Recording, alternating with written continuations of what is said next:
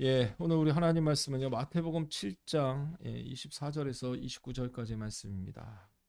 마태복음 7장 24절에서 29절 말씀. 오늘 말씀은요. 이제 5장 1절부터 시작되었던 산상수훈 설교의 마지막 내용입니다. 산상수훈 설교 마지막 내용이고 결론 부분인데요.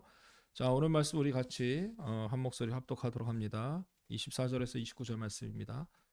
그러므로 내 말을 듣고 그대로 행하는 사람은 반석 위에다 자기 집을 지은 슬기로운 사람과 같다고 말할 것이다. 비가 내리고 홍수가 나고 바람이 불어서 그 집에 들이쳤지만 무너지지 않았다. 그 집을 반석 위에 세웠기 때문이다. 그러나 나의 이 말을 듣고서도 그대로 행하지 않은 사람은 모래 위에 자기 집을 지은 어리석은 사람과 같다고 할 것이다. 비가 내리고 홍수가 나고 바람이 불어서 그 집에 들이치니 무너졌다. 그리고 그 무너짐이 엄청났다. 예수께서 이 말씀을 마치시니 무리가 그의 가르침에 놀랐다. 예수께서는 그들이 율법학자들과는 달리 권위 있게 가르치셨기 때문이다. 아멘. 한 주도 편안하셨습니까? 오늘은 부활절 두 번째 주일입니다. 우리 예수님께서 이 땅에 오신 이유, 가장 첫 번째 이유를 꼽으라고 한다면 우리를 구원하기 위한 목적 또한 그런 이유도 있습니다. 하지만 복음서 중에 누가복음에 보시면요, 우리 예수님이 이 땅에 오신 이유 중에 하나가 바로 뭐냐? 이 땅에 평화를 주기 위해서라고 누가복음은 그렇게 선언하기도 합니다. 그런데 여러분 어떻습니까? 오늘날 이 땅의 현실이 어떻습니까? 분쟁과 갈등이 끊이지 않고 있습니다. 분쟁과 갈등을 주장하는 사람들은 자기들도 평화를 위해서라고 말합니다. 평화를 위해서 정말 어쩔 수 없이 상대방, 적을 제거해야 한다라는 그런 논리로 이야기를 합니다. 요즘에 TV에 제가 그동안 설교 때 언급하지는 않았습니다만 꽤 좀 시간이 지난 사건이죠. 여러분들 TV를 보시면 아주 짤막하게 나오는 그런 사태가 있어요. 바로 미얀마 사태입니다. 정말 저는 시민들에게 정말 그 무고한 그 시민들에게 무차별 총격을 가하는 그 미얀마 군부의 그 작태를 아무리 이해하려고 해도 이해할 수가 없습니다. 우리나라 역사에도 그런 일이 있었죠. 1980년 자기들 정권을 정당화하기 위해서 일으켰던 정말 그 광주 민주화 운동을 총칼로 진압한 것과 별로 다르지 않습니다. 그들은 나라의 안정을 명분으로 내세웠지만 오늘 우리는 그들의 거짓말을 낱낱이 알고 있어요. 그들을 참한 인간이라고 말할 수 없는 그들은 짐승이었습니다. 아니, 짐승도 그렇게 할 수는 없었을 겁니다. 우리 사랑하는 성도님들, 평화라는 것은 절대 폭력을 통해 오는 것이 아닙니다. 누군가에게 굴욕감을 주고 누군가에게 고통을 주어서 평화가 온다. 그러면 이미 이 땅에는 벌써 예전에 진작에 이 땅에 평화가 왔어야 합니다. 여러분 성경은요 시종일관 인간의 존엄을 포함한 인권이죠. 인권은 하나님께서 우리에게 우리 사람들에게 주신 선물 곧 은혜라고 성경은 그렇게 말합니다. 그렇기 때문에 인권을 짓밟는 건 하나님을 대적하는 행위라고 그렇게 말할 수가 있어요. 또 폭력으로 인권을 짓밟는 건 그런 사람들은요 결국에 파국을 향해서 나갈 수밖에 없다고 성경은 그렇게 이야기합니다. 이게 여러분 성경 66권이 한결같이 우리에게 들려주는 이야기 중에 하나입니다. 저는 인권을 짓밟는 사건을 볼 때마다 정말 마치 노아 시대에 타락한 그 우리 인간을 보신 하나님이 정말 우리 인간 사람 지으셨음을 후회했다라는 그 성구가 떠오릅니다. 창세기 6장 6절 말씀이죠. 땅 위에 사람 지으셨음을 후회하시며 마음 아파하셨다. 이게 하나님의 마음이었어요. 왜 우리 인간은 이런 잘못된 역사를 되풀이하는 걸까요? 왜 자꾸만 이렇게 각박한 삶을 살아가고 있는 걸까요? 함께 사는 사람들의 아픔을 조금이나마 보듬어 안고 사는 일이 정말로 그렇게 힘든 일인지 생각을 아니할 수 없습니다. 여러분 성경 27권 중에 가장 먼저 기록된 책이 데살로니가 전서입니다. 복음서가 아닙니다. 사도 바울이 쓴 데살로니가 전서가 성경 신약 27권 중에 가장 먼저 쓰여진 그런 성경입니다. 데살로니가 전서에서 바울은요, 데살로니가 이 교인들에게 보내는 편지죠. 이 편지에서 믿음의 사람들, 오늘날 우리 그리스도인들이 어떻게 살아야 할지 쭉 이야기를 한 뒤에 이 편지를 마무리하면서 이렇게 말해요. 데살로니가 전서 5장 14절에서 15절 말씀입니다. 형제자매 여러분, 여러분들에게 권고합니다. 무질서하게 사는 사람을 훈계하고 마음이 약한 사람을 격려하고 힘이 없는 사람을 도와주고 모든 사람에게 오래 참으십시오. 아무도 악으로 악을 갚지 말고 도리어 서로에게 모든 사람에게 항상 좋은 일을 하려고 애쓰십시오. 이게 바울의 당부예요. 이게 우리 그리스도인들이 이렇게 살아야 된다라고 바울은 그렇게 이야기를 합니다. 서로를 훈계하고 격려하고 도와주고 오래 참아주고 항상 좋은 일을 하려고 애쓰는 것. 이게 바로 우리 그리스도인들이 해야 할 일이라는 겁니다. 아마 우리가 이렇게만 살 수 있다면 이 세상은 지금보다 더 평화로운 세상이 되었을 겁니다. 저는 이런 의미에서 오늘 말씀을 읽었습니다. 다시 말해 사람이 사람답게 사는 것을 가로막는 제도, 이념, 사회, 국가는 악으로 규정할 수밖에 없다라는 거예요. 그래서 우리가 해야 할 일들이 참 많습니다. 우리 그리스도인들이 해야 할 일들이 정말 많아요. 왜냐? 그리스도인은요, 울면서라도 참 사람의 길을 걷고자 애쓰는 사람들이기 때문에 그렇습니다. 참 사람의 길을 참 사람의 길을 걷고자 애쓰는 사람들이 여러분 하나둘씩 늘어나야 이 세상이 지금보다 조금 더 나은 곳이 될 수 있는 것입니다. 하지만 현실이 녹록지 않죠. 사람들은 사람답게 사는 길을 이미 알면서도 그 길을 가려 하지 않습니다. 어릴 적 부모님을 통해서 사람이 어떻게 살아야 될지를 배웠어요. 학교 교육을 통해서 우리는 이미 사람이 사람답게 사는 방법을 배웠습니다. 그런데도 그 길을 가려 하지 않습니다. 왜 그럴까요? 저는 야고보서에서 답을 찾아봤습니다. 야고보 사도는 이렇게 말합니다. 야고보서 1장 22절 말씀이에요. 말씀을 행하는 사람이 되십시오. 그저 듣기만 해서 자신을 속이는 사람이 되지 마십시오. 여러분 이 말이 무슨 뜻입니까? 아는 것에서 끝나지 말고 그 알미 자기 삶에서 나타나야 한다라는 이야기입니다. 아무리 여러분 지식이 많아도요, 그것을 제대로 활용하지 않으면 아무짝에도 쓸모없는 지식이 되고 마는 것입니다. 오늘까지 우리는요, 산상수훈에 나오는 예수님의 가르침을 쭉 살펴보았습니다.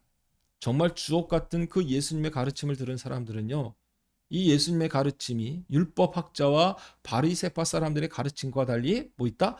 권위가 있는 말씀이다. 그렇게 오늘 본문에도 나오죠? 28절, 29절 말씀이죠. 그렇게 이야기합니다. 그러니까 예수님의 가르침은 율법학자나 바리새인들의 가르침처럼 그런 구태의연한 가르침이 아니라 우리 삶을 변화시키는 변화의 말씀이라는 거예요.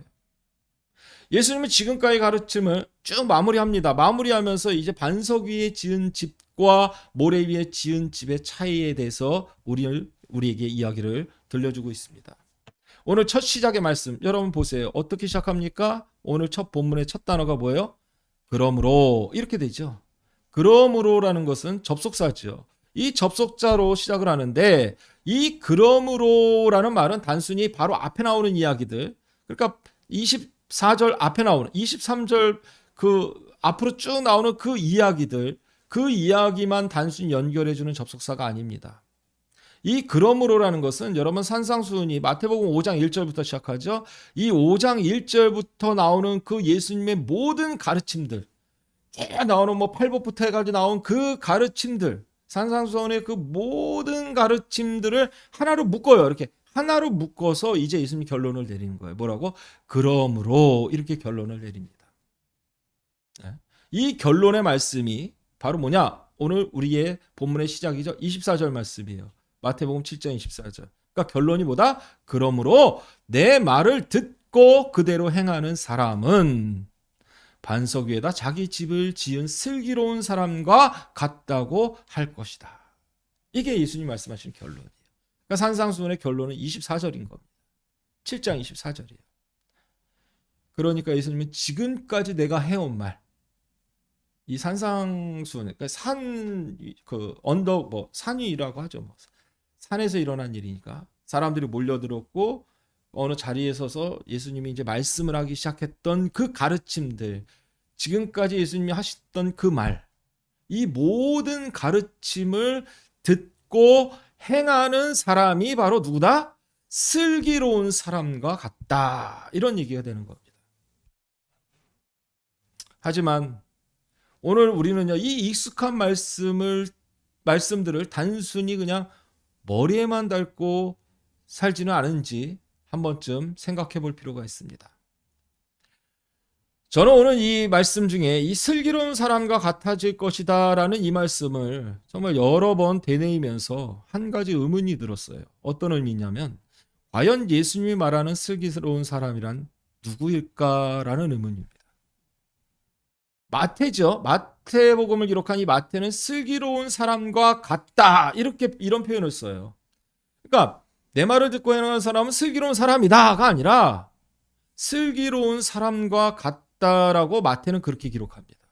여러분 여기서 모모와 같다라는 말은 헬라어로 호모이오라고 하는데 이 말은요 유사하다 비슷하다 이런 뜻도 있습니다만 어떤 뜻에 가깝냐? 같아질 것이다 이런 뜻에 가까워요. 여러분 같아진다라는 게 뭐예요? 비슷해진다라는 의미도 있지만 같아질 것이다. 그러니까 마태가 말하는 슬기로운 사람은요 단순히 명철한 사람을 의미하지 않습니다. 스마트한 사람, 똑똑한 이런 사람이라기보다는 마태가 보는 슬기로운 사람은 누구일까요? 예수님이에요. 예수님입니다. 그러니까 여러분 보세요. 마태의 의도대로라면 슬기로운 사람을 예수님으로 본다면 이 말씀은 굉장히 강력한 메시지를 우리에게 던져줍니다. 다시 말씀드리면 슬기로운 사람을 예수님이라고 할 때 만약에 예수님이라고 한다면 이 말씀을 통해서 슬기로운 사람과 같다라는 이 말씀을 통해서 마태가 우리에게 주고자 이야기하려고 하는 그 의도는요. 어떤 의도가 되느냐? 예수님의 말씀을 듣고 행하는 사람은 누구와 같게 된다? 누구와 같아진다? 예수님처럼 된다. 이런 말씀이 되는 겁니다. 그러니까 마태가 슬기로운 사람과 같다라고 말하는 건 우리 그리스도인의 궁극적 목표가 지향점이 어디에 있는지를 분명하게 보여주는 그런 말씀이라고 할 수 있어요. 예수님의 말씀과 가르침대로 우리가 그렇게 살고자 노력한다면 우리도 예수님과 같은 존재가 된다라는 그런 의미가 되는 겁니다. 이게 여러분 마태가 말하려고 하는 마태의 의도라고 할 수 있어요.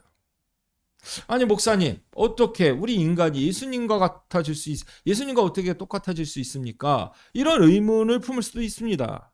그런데 여러분 예수님과 같아진다라는 말은 예수님처럼 된다는 이야기가 아니에요. 예수님처럼 신적 존재가 된다라는 그런 이야기가 아닙니다. 예수님과 같다라는 말은 그분의 삶을 닮는다라는 걸 의미하는 거예요. 사실 우리는 지금까지 예수님을 신적 존재로 경배의 대상으로만 시켜서 섬겨왔습니다. 물론 여러분 이게 잘못된 거다라고 그렇게 말할 수는 없어요. 잘못된 거 아닙니다. 하지만 경배의 대상으로만 예수님을 섬기다 보니까 예수님을 믿는다고 하는 사람들은 많아요. 하지만 예수님의 삶을 닮은 사람은 많지 않다는 거죠. 여러분 건물마다 교회가 있습니다. 여러분들이 사는 그 곳에서 밖을 나가보세요. 십자가가 몇 개나 보이십니까? 예? 그래도 문정에는 드문드문 있다고 치더라도 정말 심한 데는요, 상가에 2개, 3개가 있습니다. 그걸 보면서 사람들은 뭐라고 얘기를 합니까? 우리 교회 다니는 사람들은 하나님 나라가 이제 복음이 땅끝까지 금방 갈 것이다. 이렇게 표현하는 사람도 있어요. 하지만 여러분 교회 다니지 않는 사람들이 십자가를 보면 뭐라고 합니까? 또 아주 유명한 얘기 있죠. 뭐 미국의 뭐 유명한 사람이 우리나라에 와가지고 남산에서 이렇게 서울 시내를 내려보니까 십자가가 확 보이더라는 거야. 불 켜진 십자가가 밤에. 그래서 한다는 얘기가 야 여기는 무슨 무덤 같습니다. 그런 얘기를 했대요. 비아냥거리는 이야기죠. 십자가가는 많아요. 십자가가 많아요. 예수 믿는 사람들이 많습니다. 그러면 어떻게 돼야 돼요? 세상이 바뀌었어야죠. 예수 믿는 사람들이 그렇게 많으면 세상이 아름다워져야 되는 거 아닙니까? 그런데 예수 믿는 사람들은 많은데 세상이 아름다워지지 않습니다. 왜냐? 예수님의 삶을 닮은 사람들이 없기 때문이죠. 여러분 요한복음 1장 1, 2절 말씀 보세요. 요한은요 예수님을 이렇게 고백합니다. 태초에 말씀이 계셨다. 그 말씀은 하나님과 함께 계셨다. 그 말씀은 하나님이셨다. 그는 태초에 하나님과 함께 계셨다. 그러니까 요한은 예수님을 뭘로? 말씀이라고 그렇게 고백합니다. 그러니까 요한이 예수님을 하나님의 말씀으로 고백한다라는 건 예수님이 하나님의 말씀을 당신의 삶으로 살아내셨다라는 걸 뜻하는 겁니다. 그러니까 예수님이 하나님의 말씀을 당신의 몸으로 살아내신 것처럼 우리 그리스도인도 예수님의 말씀과 그 가르침을 몸으로 살아내야 한다라는 이야기가 되는 거예요. 이게 바로 마태가 말하고 요한이 말하는 슬기로운 사람과 같아질 것이다 라는 말씀이고 이게 바로 여러분 뭐라고 얘기하는 제자의 도리라고 그렇게 마태는 말하고 있는 것입니다. 제가 앞서 말했지만 예수 믿는 사람 참 많아요. 많습니다. 교회 다니는 사람은 정말 많습니다. 하지만 예수님을 닮은 사람이 많지 않습니다. 왜 이런 괴리가 생기는 걸까요? 여기에 대한 답은 아주 간단합니다. 예수님의 말씀을 듣고도 행하지 않기 때문이죠. 그래서 예수님은 세상에 두 불의 건축가가 있다라고 말씀하시죠. 하나는 지혜로운 건축가요. 하나는 어리석은 건축가입니다. 그러면 여러분 예수님이 말하는 지혜로움과 어리석음은 어떤 차이가 있습니까? 이 두 불을 구별하기 위해서 예수님은 반석과 모래라는 이미지를 사용하십니다. 지혜로운 사람은 어디에다가 반석 위에 집을 지으시고 어리석은 사람은 어디에다가 모래 위에다 집을 짓는다라고 예수님은 그렇게 말씀하십니다. 그런데 여러분 한번 생각해 보세요. 사실 어떤 면에서 보면요. 모래 위에 집을 짓는 게 더 빠릅니다. 시간도 절약되죠. 힘도 덜 줄 수 있습니다. 하지만 반석 위에 여러분들 집을 지을 때는 어떻습니까? 손도 많이 가고 힘도 많이 들어요. 시간은 또 어떻습니까? 마음이 급하면 반석 위에 집을 짓는 것 자체가 어려울 수도 있습니다. 여러분 이런 걸 모두 고려해 본다면 정말 실리적인 사회를 살아가는 사람들에게 이런 걸 모두 고려해 본다면 반석 위에 집을 짓는 것보다 어디에다가 모래 위에 집을 짓는 게 더 편할 수도 있습니다. 그렇기 때문에 여러분 반석 위에 집을 짓는다라는 의미를 아셔야 돼요. 반석 위에 집을 짓는다라는 건 내가 조금 손해가 나더라도 사람들에게 어리석다라고 손가락질을 당한다 해도 우직하게 주님의 가르침대로 살려고 애쓰는 사람, 십자가의 길도 마다하지 않고 묵묵히 그 길을 가는 사람, 이런 사람이 바로 반석 위에 집을 짓는 사람이다. 이렇게 말할 수가 있습니다. 하지만 저는 늘 안타깝게 여기지만 대부분의 사람들은 그런 삶을 동경하지 않습니다. 오히려 저에게 물어요. 목사님, 그래봐야 무슨 소용이 있습니까? 세상이 그런다고 바뀝니까? 세상이 그런다고 새로워집니까? 정말 좋은 세상이 오겠습니까? 이렇게 비관적으로 묻더라고요. 하루는 함석헌 선생님은 제 생전에 한 번도 뵌 분이 없는 분입니다. 하지만 저는 함석헌 선생님 평전을 참 좋아해요. 그분이 쓴 글들, 또 그분의 제자들이 함석헌 선생님에 대한 글을 모아서 쓴 그런 책들을 좀 많이 봤는데, 이 함석헌 선생님께서 한국을 대표하는 신학자가 계시죠. 그러니까 한국에도 신학이 있어요. 한국 신학이 있습니다. 그러니까 우리가 보통 개신교 신학은 외국 신학이잖아요. 외국에서 나온 종교개혁 신학인데 한국을 대표하는 신학이 있습니다. 이 한국을 대표하는 신학자였던 이 안병무 박사님께 이 함석헌 선생님이 하루는 편지를 받았다고 해요. 그 함석헌 선생님은 60년대, 70년대 군부 독재에 저항했던 제안 인사입니다. 제가 알기로는 박통이 제일 싫어했던 사람이 함석헌 선생님이에요. 제안 인사이고 안병모 박사님은 이 함석헌 선생님의 제자입니다. 그래서 1960년대 후반에 독일로 유학을 가서 이제 공부를 하셨는데 이 안병모 박사님이 정말 이 조국의 암담한 그 현실, 그러니까 민주화가 되지 않고 군부 독재 아래에서 있었던 그 대한민국의 현실을 걱정하면서 이 안병모 박사님이 함석헌 선생님에게 편지를 썼어요. 편지를 썼는데 그 편지에 이런 내용이 있었다고 합니다. 중간 다 생략하고 안병모 박사님 한탄하듯이 이렇게 얘기를 했대요. 함석헌 선생님, 과연 우리 조국에 빛이 오겠습니까? 희망이 오겠습니까? 희망이 보이십니까? 이 조국의 희망이 보이십니까? 이런 내용이 있었대요. 이때 함석헌 선생님이 이 안병모 박사님이 그 편지를 보고 이 글귀를 보고 마치 지금 자기 앞에 그 안병모 박사님이 있는 듯이 계신 듯이 이렇게 말했다라고 합니다. 안 선생, 당신 속에 지금 빛이 있으면 빛이 있는 거고 당신 속에 빛이 없으면 빛이 없는 거야. 이렇게 말씀하셨대요. 우리 사랑하는 성도님들, 희망이 보이십니까? 빛이 있습니까? 좋은 세상 오겠습니까? 사실 이런 질문은요, 이 질문을 한 사람의 어두운 그 마음, 비관적인 마음이 그대로 나타날 뿐입니다. 우리는 이 질문 자체를 바꿔야 됩니다. 왜냐하면 삶의 희망이나 빛은 어떤 누군가에 의해서 오는 게 절대 아니기 때문이에요.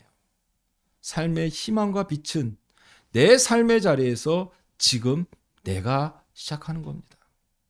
여러분 좋은 세상 원하십니까? 그렇다면 나부터 누군가에게 좋은 세상이 되려고 해보세요. 이런 여러분 의식을 가진 사람들이 많아져야 좋은 세상이 오는 겁니다. 믿음의 사람은 바로 하나님이 비추어 주시는 이 빛을 나만 머금고 사는 것 아닙니다. 그 빛을, 내가 받은 그 하나님의 빛을, 하나님의 은혜를 다른 누군가와 나눌 줄 아는 사람이에요. 이게 여러분 그리스도인입니다. 이런 사람이 바로 오늘 예수님 말씀하시는 반석 위에 집을 짓는 사람이다라고 그렇게 말할 수가 있습니다. 우리 말씀이 되시는 예수님은요, 하나님의 말씀을 당신의 몸으로 또 당신의 삶으로 해석했고 그것을 우리에게 가르쳐 주셨습니다. 그래서 그분의 자리가 곧 하나님 나라가 도래하는 자리가 될 수 있었던 거예요. 많은 사람이 예수님을 통해서 하나님을 보았습니다. 하나님을 경험했어요. 지금까지 살면서 단 한 번도 정말 인간적 취급도 받지 못했던 사람들이 예수님과 함께 그 식탁에 함께 앉았을 때 그 사람들은요, 나도 하나님의 귀한 자녀라는 걸 깨닫기 시작했습니다. 여러분 삭개오 이야기 잘 아시죠? 누가복음에 나오는 삭개오 이야기. 삭개오도 유대인입니다. 하지만 동족들에게 외면당한 그런 사람이었죠. 그 이유가 뭡니까? 삭개오의 직업이 세리였기 때문이에요. 로마 제국의 앞작이란 꼬리표가 늘 삭개오를 따라다녔습니다. 만약 여러분 입장 바꿔 생각해 보세요. 오늘 내가 삭개오처럼 주변 사람에게 늘 따돌림 당하는 사람이라고 생각해 보세요. 화나겠어요? 안 나겠어요? 사회를 향한 분노를 품겠습니까? 안 품겠습니까? 정말 내가 요만큼만 힘이 있어도 그 사람들을 해코지하려 할까요? 안 할까요? 어쩌면 저는 상상해봐요. 삭개오도 하루에도 수십 번 이런 생각을 했을지도 모릅니다. 요즘 시대는 내가 분노를 품고 있는 걸 그대로 표출하는 시대잖아요. 묻지마 살인사건, 묻지마 폭력 얼마나 많습니까? 내가 조금이라도 이만큼만이라도 부당한 것이 있으면 어때요? 그걸 표출하려고 하잖아요. 지금 그런 세상이잖아요. 삭개오도 아마 그랬을 겁니다. 하지만 여러분 예수님을 만난 삭개오는 이렇게 고백합니다. 누가복음 19장 8절 말씀이에요. 삭개오가 일어서서 주님께 말하였다. 주님 보십시오. 내 소유의 절반을 가난한 사람들에게 나누어 주겠습니다. 또 내가 누구에게서 강제로 빼앗은 것이 있으면 4배로 하여 갚아주겠습니다. 여러분 이게 변화된 모습이고 변화된 사람의 신앙 고백입니다. 삭개오는 예수님을 통해서 드디어 하나님 나라를 맛보았습니다. 여기서 여러분 더 중요한 거는요. 하나님 나라를 맛본 사람들의 주변에도 늘 평화가 깃든다는 사실이에요. 그래서 삭개오가 얘기하잖아요. 내가 가난한 사람에게 내 소유의 절반을 떼어주고, 내가 만약에 강제로 뺏은 것이 있다면 몇 배로? 4배로 갚아주겠다라고 삭개오가 고백합니다. 이게 여러분 신앙 고백입니다. 우리 사랑하는 성도님들, 화창한 날만 계속된다면 모래 위에 세운 집 번듯합니다. 하지만 여러분, 그 차이가 분명히 드러나는 순간이 반드시 찾아옵니다. 예수님은 이 차이를 설명하시려고 4가지 단어를 사용합니다. 비가 내리고, 홍수가 나고, 바람이 불고 그 집에 들이쳤다 라고 말입니다. 그리고 반석 위에 지은 집은 무너지지 않았다라고 말씀하죠. 하지만 7장 25절 말씀이죠. 비가 내리고 홍수가 나고 바람이 불어서 그 집에 들이쳤지만 무너지지 않았다. 이유가 뭡니까? 그 집을 반석 위에 세웠기 때문이다. 하지만 여러분 27절에 보세요. 모래 위에 지은 집도 마찬가지입니다. 비가 내리고 홍수가 나고 바람이 불어서 집에 들이쳤다라고 예수님은 말씀합니다. 그러면서 다시 이렇게 말씀하시죠. 마태복음 7장 27절 하반절 말씀이요. 그리고 그 무너짐이 어떻게 했다? 엄청났다. 우리의 삶의 공적이 드러나는 날이 반드시 옵니다. 바울 사도도 예수 그리스도의 기초 위에 집을 짓는 사람을 불에 빗대어 설명했는데, 예수님은 물에 빗대었다면 바울은 불에 빗대어 설명하는데요. 고린도전서 3장 12절 13절의 말씀에 보면 바울은 얘기합니다. 누가 이 기초 위에 금이나 은이나 보석이나 나무나 풀이나 집으로 집을 지으면, 이 기초라는 건 예수 그리스도의 기초입니다. 예수의 가르침과 그 말씀 위에 기초를 세우면, 예? 금이나 은이나 보석이나 나무나 풀이나 집으로 집을 지으면 그에 따라 각 사람의 업적이 드러날 것입니다. 그날이 그것을 훤히 보여줄 것입니다. 그것은 불에 드러날 것이기 때문입니다. 불이 각 사람의 업적이 어떤 것인지를 검증하여 줄 것입니다. 이렇게 얘기합니다. 그러니까 여러분, 금으로 졌고 은으로 졌고 보석으로 졌고 나무로 졌고 풀로 졌고 뭐 이렇게 해서 집을 졌어요. 각종 재료를 사용해서. 근데 불이 나면 어떻게 해요? 그게 드러난다라는 것이죠. 금은 안 타겠죠? 보석도 안 타겠죠? 은도 안 타겠죠? 하지만 나무나 풀로 집을 지은 사람은 어떻게 되겠어요? 남는 게 없겠죠. 불이 일어난다면. 여러분, 여기서 물이든 불이든 물과 불은 우리에게 찾아오는 삶의 곤경을 의미합니다. 어려움을 상징합니다. 이런 어려움이 왔을 때 우리가 무엇을 붙드느냐에 따라서 그 결과가 달라진다라고 그렇게 얘기를 하죠. 제가 지난주에 마태복음 7장 21절 말씀이죠. 나더러 주님 주님 하는 사람이라고 해서 다 하늘나라에 들어가는 것이 아니다. 하늘에 계신 내 아버지의 뜻을 행하는 사람이라 들어간다라는 말씀에 대해서 제가 지난주에 설교했습니다. 오늘 말씀도 마찬가지입니다. 하늘에 계신 내 아버지의 뜻을 행하는 사람, 곧 하나님 나라와 의를 구하는 사람, 이게 마태복음의 전체적인 주제라 그랬죠. 하나님의 나라와 하나님의 의를 구하는 사람, 바로 이런 사람을 예수님은 슬기로운 사람 이렇게 말씀하고 계십니다. 마태의 의도로 보면 이런 사람이 바로 예수님과 같은 사람, 다시 말해 진정한 예수 그리스도의 제자가 될 수 있다라고 그렇게 말하고 있습니다. 우리 사랑하는 성도님들, 이제 말씀을 머리에만 담고 사는 사람이 아니라 들은 말씀을 내 삶의 자리에 실천하고 내 주변 사람들에게 하늘의 빛을 비춰줄 수 있는 정말 슬기로운 그런 사람이 되고자 정말 한 발 한 발 더 다가설 수 있는 저와 여러분들 되시기를 우리 주님의 이름으로 정말 간절히 축원합니다. 사랑의 주님, 코로나19로 대한민국에 들이운 이 어두운 그늘을 걷어내 주시고 정말 이제 하늘의 빛을 끌어내는 저희가 되게 하여 주시옵소서. 비록 저희들 약하고 연약하지만 이제 주님이 가신 그 길 온전히 따르게 하시고 특히 주님 꿈에 동참하는 우리가 되도록 주님 저희를 꽉 붙들어 주시옵소서.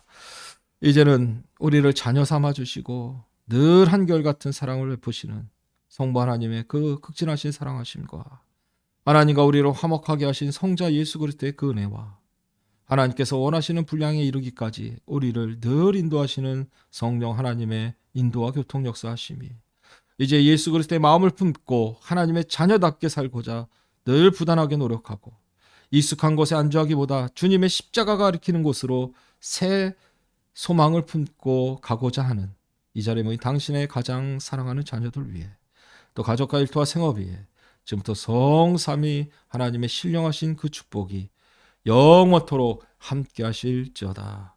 아멘.